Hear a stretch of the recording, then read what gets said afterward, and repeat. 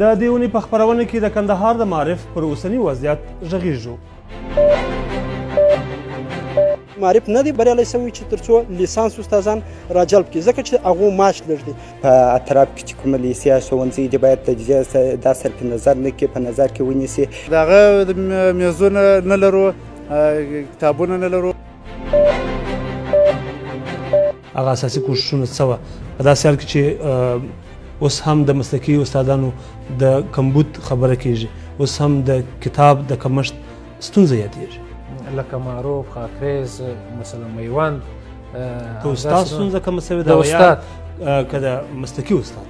د مسلکي استاد. مسلکي استاد څنګه تعریف؟ یعنې مسلکي استاد څخه ما مطلب دا دی چې خپله د پوهنې ریاست وایي تاسو وایاست چې ستاسو خپل ملکیتونه هم د غصب تر ګواښ لاندې دي. معلم نشي کولی چې دا مځکه پر دې مځکه باندې کور جوړ کړي، کور ولري، دیوال پر راوګرځي، د دې اقتصادي وضع څه. بیا نو هغه څوک چې زورور دی او پیسې لري د هغه مځکه باید لاندې کړي.